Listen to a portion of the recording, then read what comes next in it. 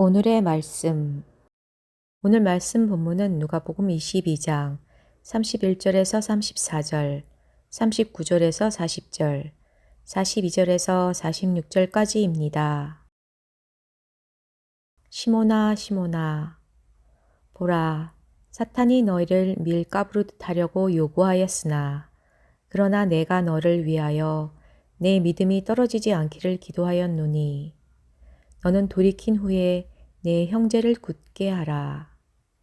그가 말하되, 주여, 내가 주와 함께 옥에도 죽는 데에도 가기를 각오하였나이다. 이르시되, 베드로야, 내가 네게 말하노니 오늘 닭 울기 전에 내가 3번 나를 모른다고 부인하리라 하시니라. 예수께서 나가사 습관을 따라 감난산에 가시매 제자들도 따라갔더니 그곳에 이르러 그들에게 이르시되 유혹에 빠지지 않게 기도하라 하시고 이르시되 아버지여, 만일 아버지의 뜻이거든 이 잔을 내게서 옮기시옵소서. 그러나 내 원대로 마시옵고 아버지의 원대로 되기를 원하나이다 하시니, 천사가 하늘로부터 예수께 나타나 힘을 더하더라. 예수께서 힘쓰고 애써 더욱 간절히 기도하시니 땀이 땅에 떨어지는 핏방울 같이 되더라. 기도 후에 일어나 제자들에게 가서 슬픔으로 인하여 잠든 것을 보시고 이르시되 어찌하여 자느냐, 시험에 들지 않게 일어나 기도하라 하시니라. 안녕하십니까. 우리가 계속 사순절 본문을 가지고 묵상하고 있습니다. 오늘은 이제 월요일에 이어서 이 6월절 이후에 제자들의 모습을 우리들이 함께 살펴볼 텐데, 누가는 이 22장부터 23장에 본문을 이런 식으로 전개합니다. 예수님의 그 고뇌의 찬, 지금 예수님은 십자가의 어린 양으로 서서히 죽음을 향해 한 걸음씩 다가서고 있지 않습니까? 그 고뇌에 찬 메시아의 고난과 순환을 기록하면서 그 사이사이에 무엇을 집어넣냐면, 너무나도 예수님의 모습과는 이 동떨어진, 예수님의 자기의 그 선생의 마음을 이해하지 못하는 철없는 제자들의 아주 인간적이고 연약한 모습들을 사이사이에 지금 집어넣고 있습니다. 너무나도 극적으로 지금 대조를 시키고 있는 거죠. 이것은 의도적으로 누가가 우리가 예수님은 우리를 위해서 십자가에 죽으시지만 우리는 전혀 그럴 마음도 없고, 우리는 예수님이 왜 죽는지도 모르는 너무나도 연약한 그런 인생임을 누가는 분명하게 지금 말해주고 있는 것입니다. 오늘 본문 두 가지를 우리들이 살펴보는데, 22장 31절에서 34절, 그리고 또 39절에서 40절까지 이렇게 보고요. 또 42절에서 또 46절을 한도 덩어리로 이렇게 보도록 하겠습니다. 자, 오늘 본문에 보면은 이제 예수님께서 베드로에게 이런 이야기를 하십니다. 베드로야, 앞으로 이제 내가 없거든. 너가 정말 영적으로 깨어 있어야 된다. 안 그러면 사탄이 너를 조금만 건드려 너는 휙 넘어지게 된다. 밀 까부르듯이 한다는 것은 뭐예요? 여러분, 밀을 이렇게 이제 제자들도 밀밭을 가다가 배가 고프니까 밀 이삭을 쭉 당겨가지고 손에 놓고 이걸 막 비비면 훅 하면은 이제 밀껍데기 날아가고 알곡만 남지 않겠습니까? 그럼 밀 까부르듯이 이렇게 막 갖다가 손바닥에 놓고 비비는 거예요. 쉽게 말하면은 우리는 사탄에 의해서 완전히 벗겨진다는 거죠. 완전히 이제 시험을 당하고 넘어지고 자빠지고 홀다닥 우리의 모든 것이 다 노출이 돼버리는 그런 어떤 모습을 상징하는데, 예수님께서는 사실 제자들을 위해서 계속 기도하셨습니다. 예수님이 그 피곤한데 새벽에 가서 또 기도하시고 밤새 기도하시고 무엇을 위해서 기도하셨겠어요? 그 옆에 있는 제자들이 자신을 잘 따라오도록, 또 구원의 역사가 잘 이루어지도록 기도하셨겠죠.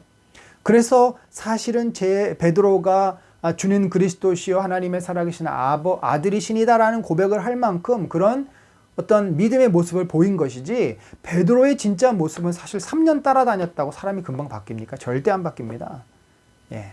어떻게 보면은 지금 누가가 그 얘기를 하고 있는 거예요. 제자들의 진짜 모습이 이것이다라고 보여주고 있습니다.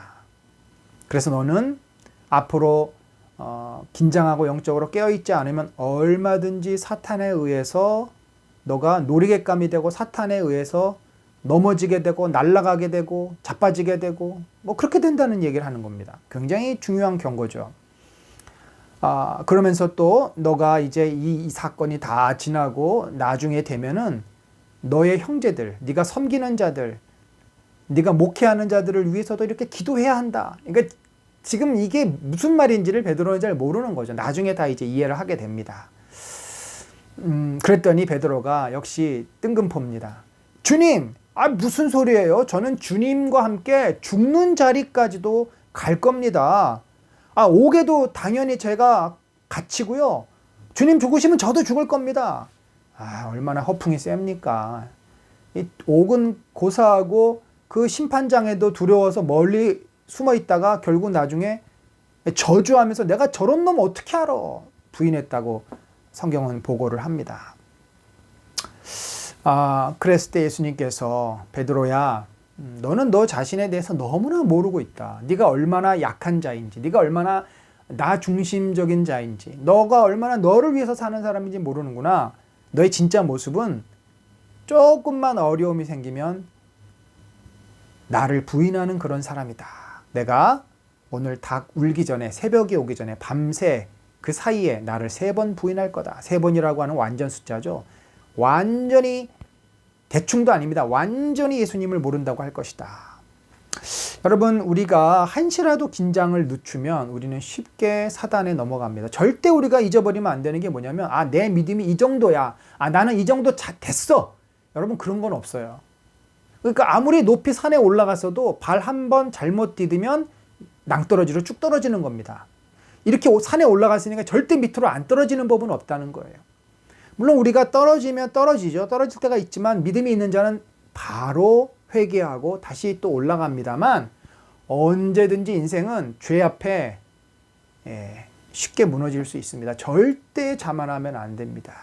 깨어있지 않으면 우리는 사단이 우리를 우는 사자처럼 공격하고 밀 까부르듯이 그렇게 우리를 벗겨버리는 그런 위기를 당할 수 있음을 기억해야 합니다.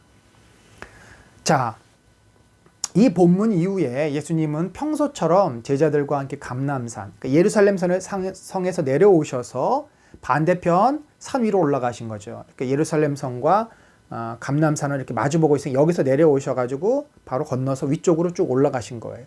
여기에 이제 여러 감람나무들이 있고 그 사이에 뭐 동굴도 있고 여기서 이제 지내신 거죠. 거기서 기도하셨어요. 근데 얼마나 간절히 기도하시냐면, 하나님, 이 잔, 저주의 잔, 심판의 잔, 십자가의 저주를 내가 피할 수 있다면 피하게 해주십시오. 생각해 보십시오. 십자가에 매달리고 인간에게 조롱을 당한다는 것이 창조주 하나님으로서는 얼마나 고통스러운 일이겠습니까? 어떤 육체적인 아픔보다 그분이 당하게 될 수모와, 그러니까 도저히 있어서는 안 되는 일을 겪어야 되는 그 고통이 더 크신 거죠. 아버지와 아들이 분리되는 그 죽어서 이 저주, 지옥으로 내려갔다가 오셔야 되는 그 고통이 더 크신 것입니다. 얼마나 고통스러우셨냐면 이제 땀방울이 핏방울이 될 정도로 기도하셨고 천사가 그를 도왔다라는 표현을 누가가 기록을 합니다. 그런데 그때 제자들은 어떻게 됐어요? 이미 예수님께서 너희가 깨어있지 않으면 안 된다라고 이야기를 하셨는데도 너무 피곤하니까 자고 있어요. 3번이나 깨웠는데도 또 자고 있습니다. 여러분, 결국 제자들은 예수님이 잡혀간 다음에 다 도망쳤고 베드로는 예수님을 부인합니다. 자, 이렇게 우리가 깨어있지 않으면 우리는 인간이기 때문에 피곤합니다. 또 일해야 먹고 살 수 있으니까 예수님을 생각하지 못하고 이 땅에서 먹고 살아야 됩니다. 내 가족을 돌봐야 됩니다. 사실 우리가 제자로서 살지 못할 일들이 너무나 많아요. 몸도 아프고요. 나 이것도 해야 되고요. 저것도 해야 되고요. 그러나 우리가 그렇게 빠져 있으면, 거기에 몰두하고 있으면 영적인 어두움에서 벗어날 수가 없습니다. 따라서 우리가 비록 일도 하고 또 몸도 아프고 또 가족도 돌봐야 되지만 그것을 동시에 해야 된다. 깨어서 해야 돼. 깨어서 일을 하고 깨어서 가족들 돌보고, 그러니까 기도하면서 주님과 함께하고 또 주님과 함께 또 일터에 나가고, 그렇게 늘 영적으로 깨어있는 삶을 살면 예수님을 부인하는 게 아니라 예수님께서 우리를 도와주시지 않겠습니까? 여러분, 나는 쓰러져 자고 있습니까? 아니면 깨어서 기도하고 있습니까? 말씀 기도. 오늘 말씀을 통해 두 가지 기도 제목으로 기도하겠습니다. 사탄이 항상 우리의 믿음을 흔들기 위해서 우리의 빈틈을 노리고 있음을 깨닫고 깨어 기도하게 하시고, 나뿐만 아니라 연약한 성도들이 시험에 빠지지 않도록 기도하게 하소서. 예수님의 제자로서 감당해야 할 고난의 삶을 회피하지 않고 기쁨으로 받아들이며 당당히 살아가기 위해 영적으로 깨어 기도하게 하소서.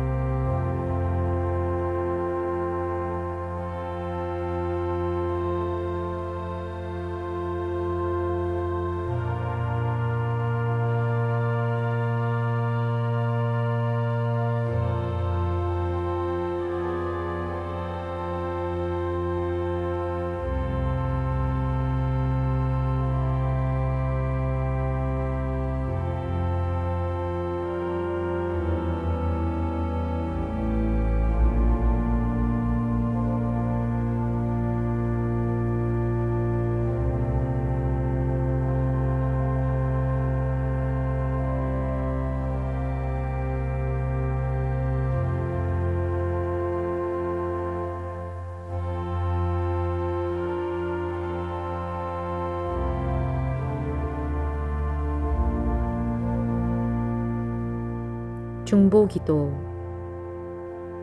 열방과 우리나라 가운데 하나님의 뜻이 이루어지게 하소서.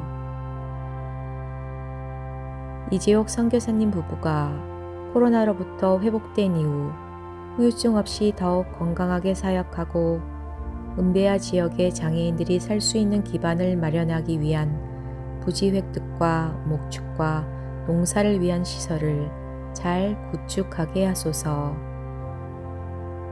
고덕인 목사님이 섬기는 은혜농인교회가 병점역 부근의 상가 건물로 이전한 이후에 흩어졌던 농아인들이 교회로 돌아와 정착하고 교회가 잘 세워질 수 있게 하소서.